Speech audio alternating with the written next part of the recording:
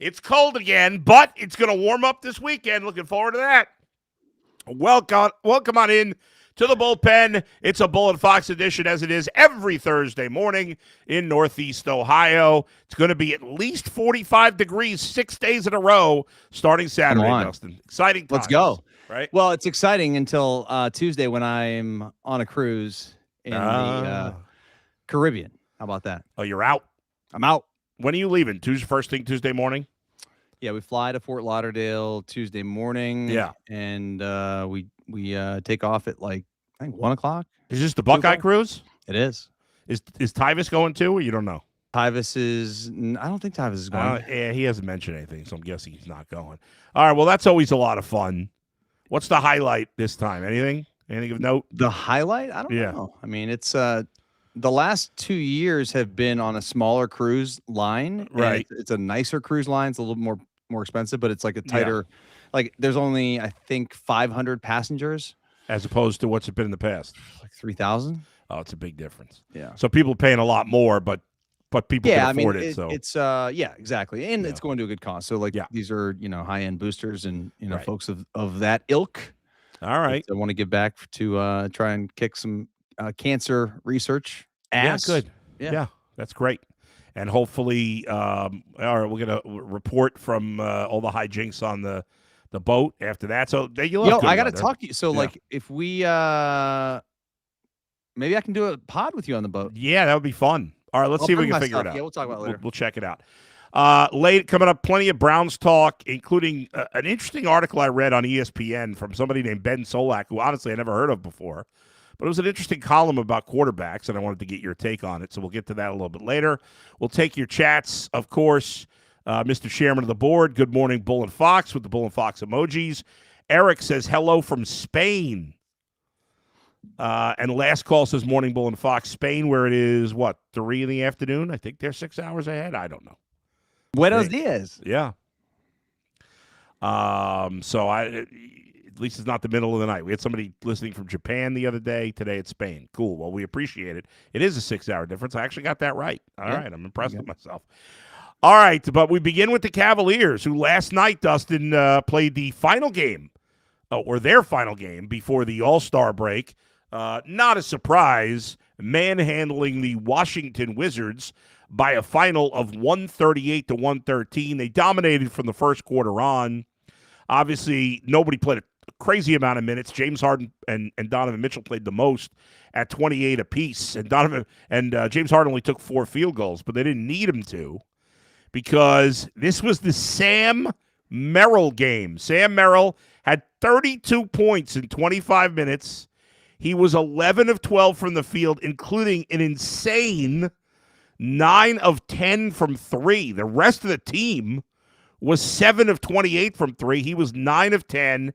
He also had 5 rebounds, and he just had a magnificent game, an all-time game for Sam Merrill. He just couldn't miss. 32, career high. That was amazing by him.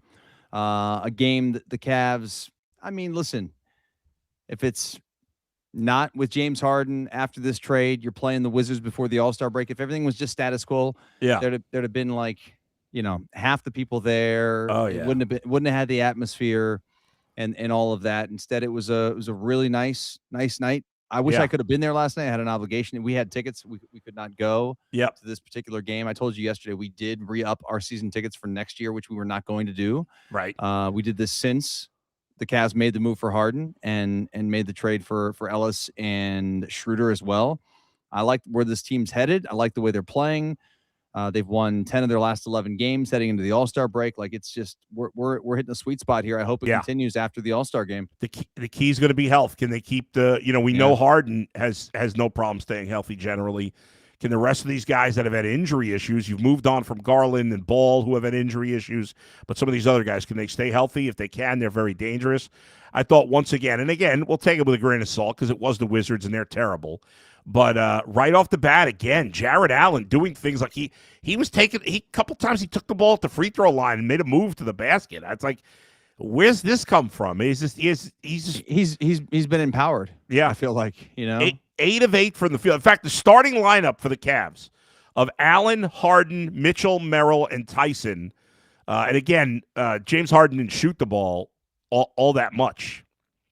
But if you look at just 2-point field goals from the starting lineup, 2-point field goals, they went, let's see, let me just double check this here. They went 17 for 20, 19 for 22, 21 for 27. The starting lineup made 21 of 27 2-point field goals.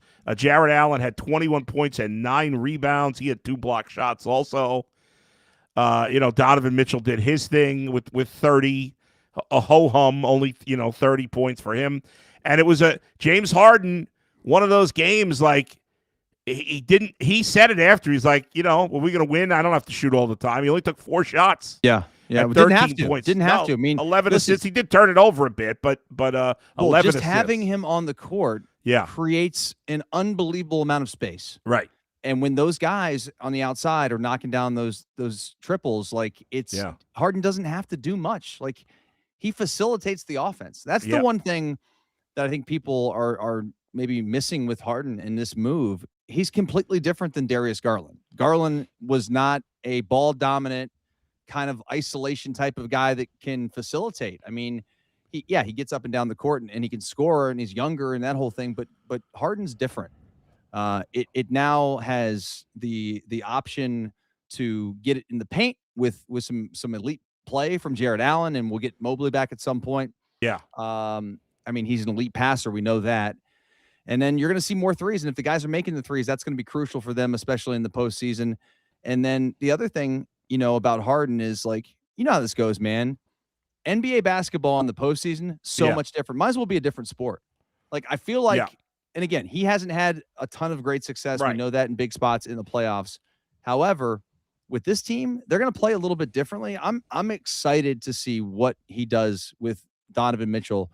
And Harden now is going to be a Robin, not a Batman, a Robin. Yeah. To Donovan Mitchell and the rest of these dudes, man. And Mobley, obviously, when he gets back, Allen's playing good. We're going to get Strus at some point too. Yeah.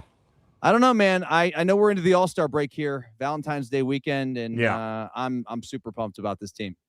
Yeah, how could you not be at the moment? I mean, it's such a totally different field than we had, a week ago or whatever. Mm-hmm. The trade's been a little more than a week now. It's like 2 weeks ago. I mean, they were already starting to play better basketball before they made these moves, but now it's to another level because now there's like so many guys you're excited about. So you've added Harden, who's obviously a superstar.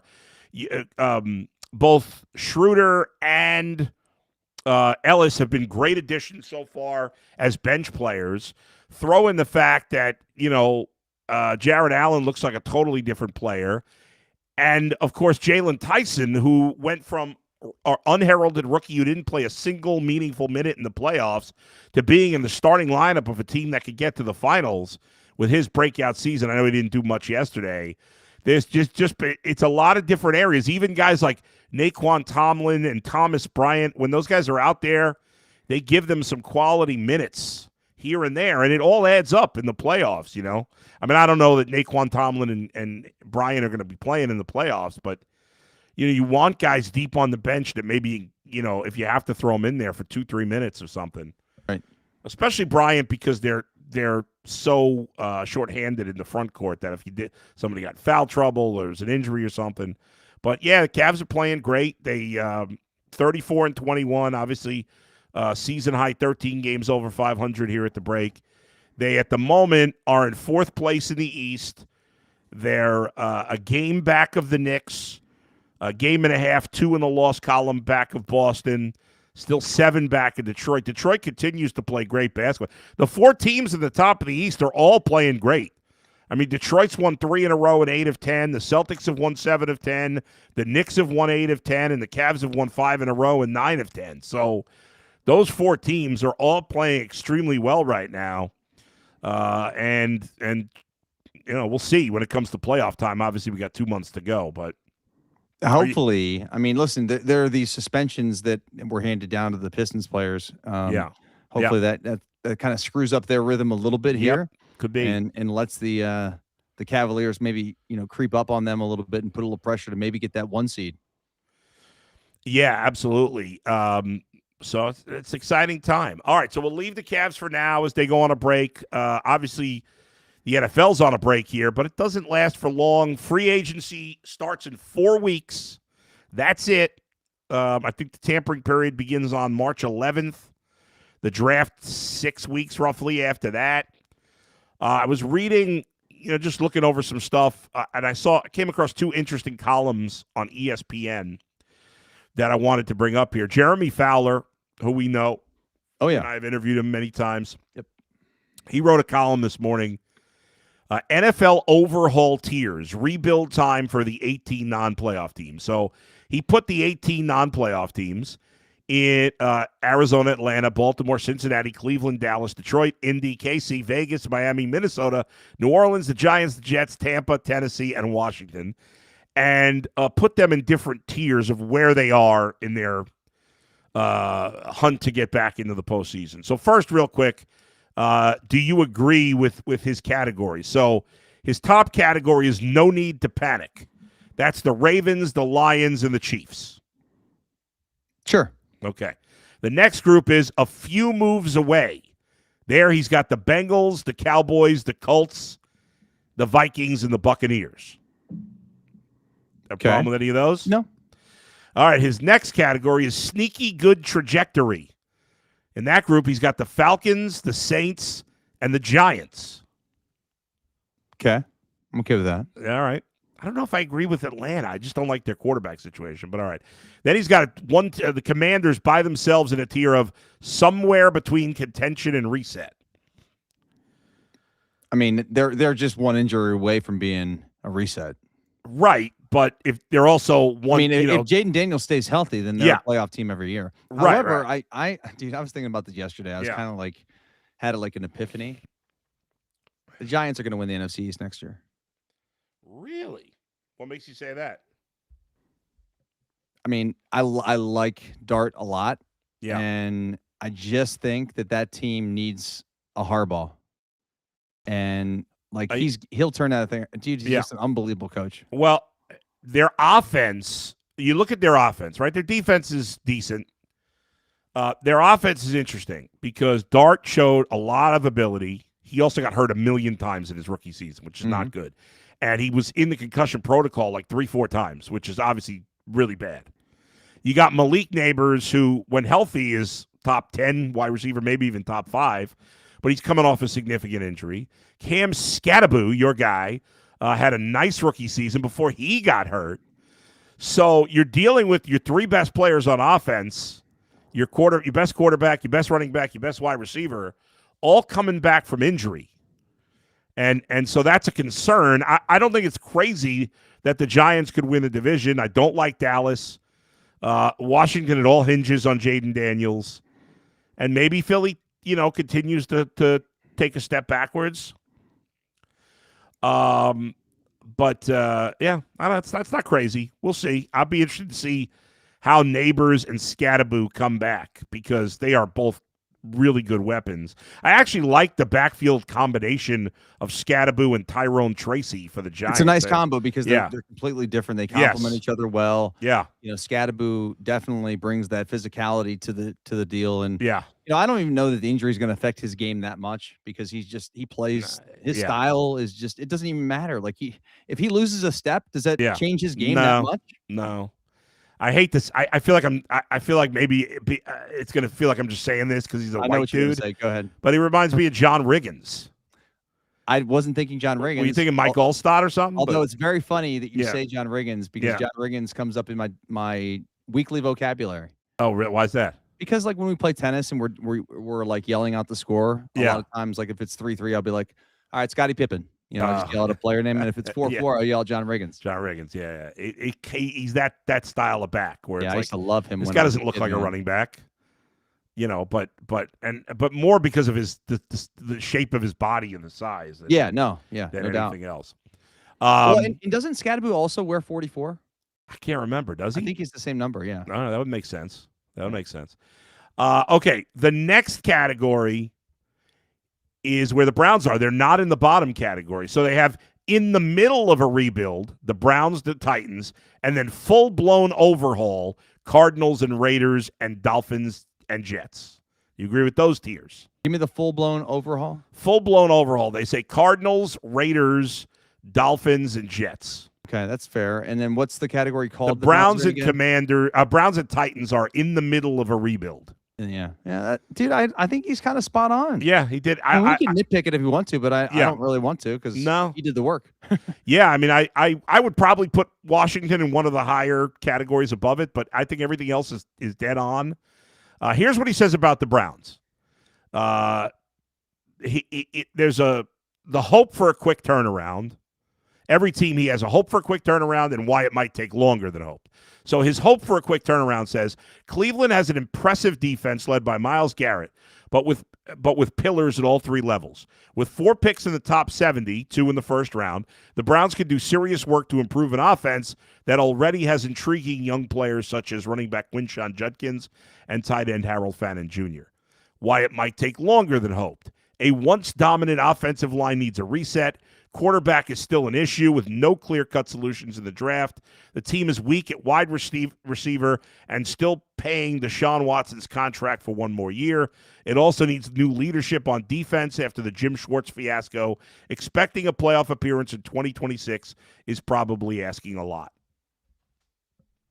Yeah, I don't think they're going to make the playoffs. It would be asking a ton. Yeah, for them to make the postseason. Well, the only way the Browns could make the playoffs is if they get way better quarterback play than a lot of us are expecting. Now, like Shador would have to really take a huge step forward. And listen, he believes he can. He said it after like his second start. He's like, man, imagine what I can do with the full year of off-season training and everything. Like, okay, well, let's see. Hey, he is at the very least, I would assume, gonna battle one other guy for the starting job.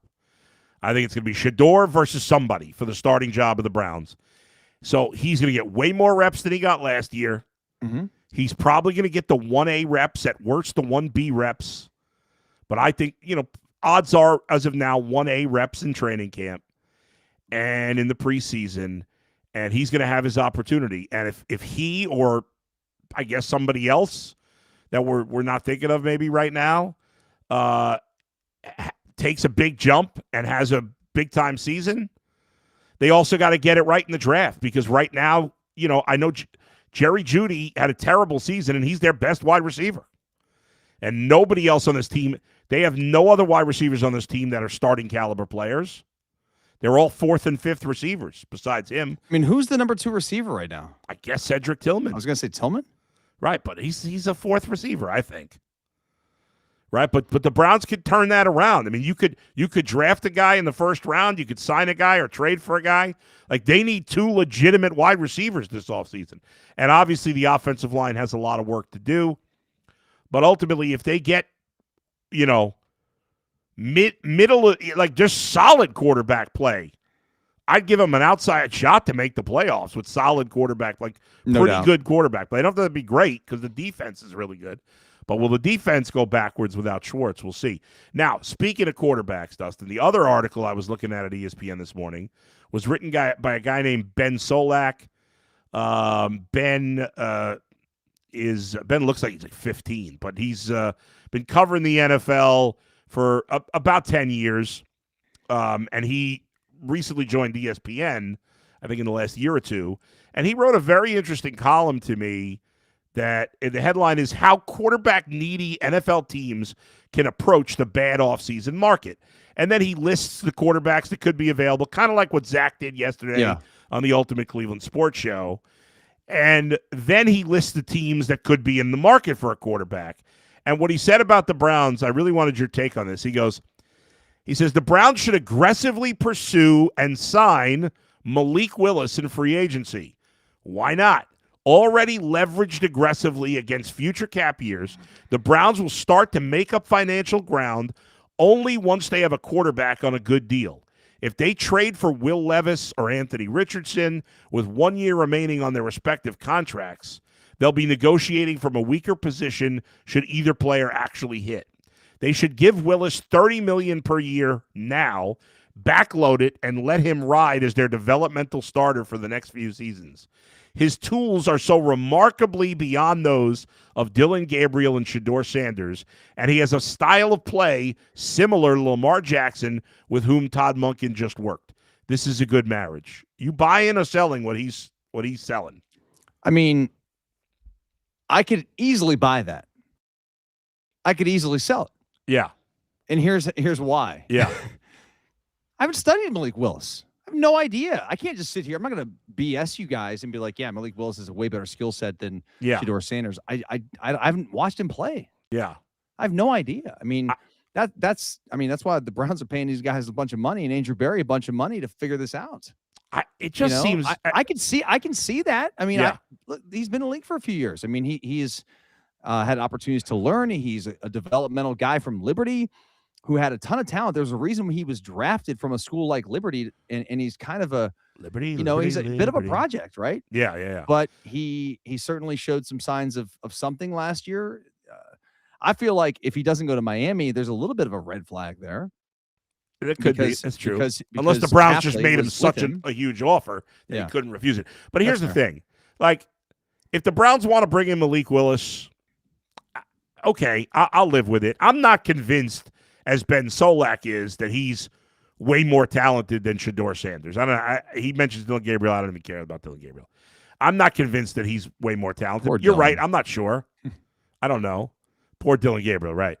But $30 million a year, I'm not paying $30 million a year to a guy. I know that the top quarterbacks, I get it. They're going to get $50 million a year. But, like, what did Sam Darnold get last year? Did he get $30 million? We can find that out. Yeah, quickly. let me look this up. I can't remember now. Maybe I'm wrong here. Sam Darnold contract. Here we go. All right.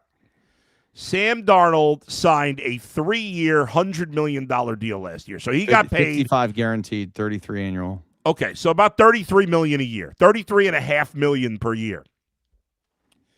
Now, his cap hit's 37.9. Right. Now, here's the thing. Here's why I bring up Sam Darnold. The Seahawks paid Sam Darnold $33 million a year. I'm going to pay Malik Willis basically the same money? That's crazy. Sam Darnold, I know he flamed out last year in the playoffs, but he had a great season for Minnesota. A great season. And until it ended badly, he had a really good. Malik Willis played what? One game this year? The Ravens game. Yeah.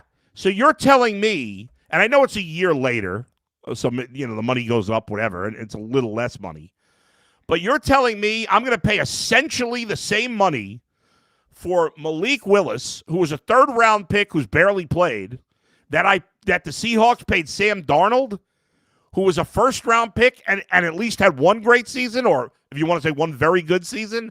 That doesn't make any sense. So if the Browns are interested in Malik Willis, fine, I'll live with it. If they see something they think he's – but paying $30 million a year to Malik Willis when you're already paying $50 million a year to Deshaun, and you don't know – I don't even know if Malik Willis is a starter, let alone a good starter. That would be crazy. That Shedeur Sanders is getting paid peanuts. You're telling me Malik Willis, we're going to pay him 30 times, we're going to pay Shedeur – I don't know. Yeah, about 30 times probably, 20, at least 15 times. Or you're going to pay Shedeur when you don't even know if he's better than him? I mean, that seems crazy to me. I certainly wouldn't pay that much for Malik Willis. I don't know if the market's dictating that is the going rate for a quarterback of his caliber. That to me seems crazy. I would not do that. Yeah. All right, let's get some comments here. Joe Kback says not sold in the slightest on Malik Willis. How could you be? I'll say the same thing that I said about Shedeur, and people get mad when I say this. His fan, I've never once said Shedeur can't be a starter in the NFL, but I'll say the same thing about Shedeur, or the same thing about Willis that I've said about Shedeur. He was in his case a mid-round pick that has done almost nothing in the NFL. He is nowhere close to being a sure thing. And I get it. The Browns don't have a sure thing, so sometimes you got to take a chance on a not sure thing. But if I'm going to take a chance on a not sure thing, I'd rather take a chance on the guy I've got locked up for 3 more years at no money. I mean, it's so funny that some fans out there are just convinced that Shedeur is the answer at quarterback, right. no matter what. Doesn't really have to prove it. What they saw this year was more than enough. Yeah, like it is what it is. I think you and I keep a very open mind about it. Would those same people be willing to put their fandom on the line and say, you know what? If Shura doesn't pan out, if they give him the starting job, I'm giving up my fandom. Yeah, no way. No, definitely not. But. I mean, it's crazy to me to be so steadfast in this take. Yeah, that he's the guy. Right. I want to see. I'm curious. That's a dangerous place to be for an organization to fully buy into a 5th round pick that shows some signs that he's got some ability, but boy, far from it. Yeah. I mean, I'm telling you right now, I love what I saw to Jackson Dart this year. If I'm a Giants fan, I'm still not sold on Jackson Dart. 100%. I think we've got our quarterback for the future, but I'm not sold. It's a great point. I'm not sold. Like the Titans, Cam Ward's their starter. Yeah. The Giants are the Titans sold? No. Same thing with Jackson Dart. Same thing with Tyler Shuck. All three of those teams are. They're not thinking about another quarterback right now. That's fair. Those guys were all drafted Shuck was drafted in the 2nd round. I think if you're those 3 teams, you feel promising. It's promising. But no, if I'm the Giants, am I convinced Jackson Dart is the guy? If I'm the Saints, am I sure Tyler Shuck's the guy? If I'm the Titans, am I sure about Cam Ward? No, I'm not sure about any of those guys. Mm-hmm. We've seen guys way better than that. We saw C.J. Stroud, way better rookie than any of these guys, and almost nothing since. Dude, we saw Jaden Daniels, way better than all these guys as a rookie. Got hurt this year. Now, again, I'm not writing him off. I'm a big Jaden Daniels fan. I think he's going to bounce back this year if he's healthy. But the point is, even one great year, and C.J. Stroud and Jaden Daniels had 2 of the greatest rookie seasons ever from quarterbacks. Right now, if you're the Texans, especially the Texans, you're not feeling great. You're not feeling great about C.J. Stroud. I don't care what they say. You're not giving up on him, but you're not feeling great about him. And that's coming off one of the greatest rookie seasons ever. And we'll see with Daniels if he can stay healthy. Same thing with Jackson Dart. Can he stay healthy? Yeah, there's not that many short things. And Cam Ward was like the number 1 overall pick. Right. He was the number 1 overall pick. Right. And they're still probably like, man, I mean, he was really good in college. He had some moments last year, just like Shador, but like they're probably sitting around like, oh, man, I hope he's the guy. Yeah. We don't want to have a wasted number 1 overall pick. Exactly. And that's it. And that's why, again, that's why I'm not spending the big money on Malik Willis. JG from Space, I'd take Stroud. Yeah, I'd take Stroud too. I'd rather have Stroud than anybody we have. But still, the Titans, there's no way the Texans are completely convinced he's the guy. No. I would love, if the Browns could get C.J. Stroud, I'm in. I would do it. As bad as he played in the postseason, I'd still do it. But again, he's not a short thing. I'm kind of tired of helping the Texans out. Yeah, forget the Texans. You know, they've been hoodwinking the Browns since Brock Osweiler. The Browns gave up a 2nd round pick. I know, for some money. They bought it. They bought a 2nd round pick. Yeah, they bought a 2nd round pick. That's funny. At the time, it was actually smart, but whatever. One final note: do you know about Myles Garrett's girlfriend? I do. I mean, I don't know a ton about her. I know she's an Olympic skier. Does she compete for Japan? No. I think she's American. No, she's American. Okay, I didn't. I know that obviously he is very into the Japanese culture, and that she is of Japanese heritage. Is she? I think so. All right. I believe so. So she won a gold medal, and Myles Garrett is there with her, and you see him. There's a picture of him on ESPN with her on the ski slopes. And he's got like an old school camera in his camera bag. Myles Garrett's really endearing. Excuse me. She's from her parents are from South Korea. South Korea. I thought it might be because Kim is traditionally apologies. It's all right. Kim is traditionally a Korean. No, you're right. Last you're name. Right. My bad. But Myles Garrett is such a dork in a lot of ways, and I love that about him. Like this, you're talking about one of the greatest football players who's ever lived, one of the greatest athletes in the history of American sports, and he's got his like old school camera, and he plays Dungeons and Dragons, and he's into dinosaurs. Like this guy is the most unusual, the most diverse, like, football player ever. I mean, I'm sure there's been a lot, but not like the guy's a superstar. He might be the best player in football. He's certainly the best defensive player in football. He might be the greatest defensive player that's ever lived. And he's also kind of dorky, which I say with all love and compliment, like, in a good way. He's a fascinating guy. Here's the thing. I mean, what you're doing now in some ways, is stereotyping the fact that we think that football players are like meatheads. You know what I mean? And I'm telling you, dude, there's a lot of guys out there that are into some interesting things. I'm sure they surprise you. I'm not saying you're wrong. I'm saying we all do that. You know, we all assume that, like, football players are just these just guys that want to eat a big steak and drink a big tall boy beer. You know, it's like, no, this guy's into some other stuff. He's into anime. You know, right. I do think some football players are meatheads. Obviously, they are. Yeah, of course, there's meatheads in every walk of life. But it's not that I don't think there's other football players that don't have other interests. Of course they do.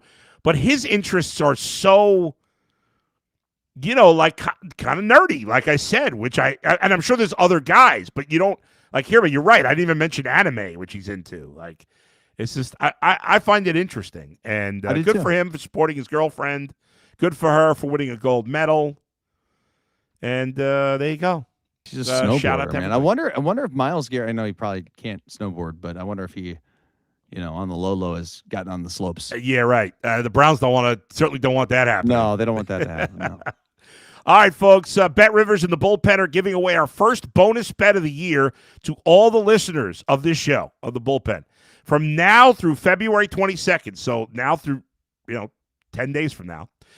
Go to your Bet Rivers Ohio app. Make sure, if you haven't downloaded the app, I don't know what you're doing. Come on. Get on it right now.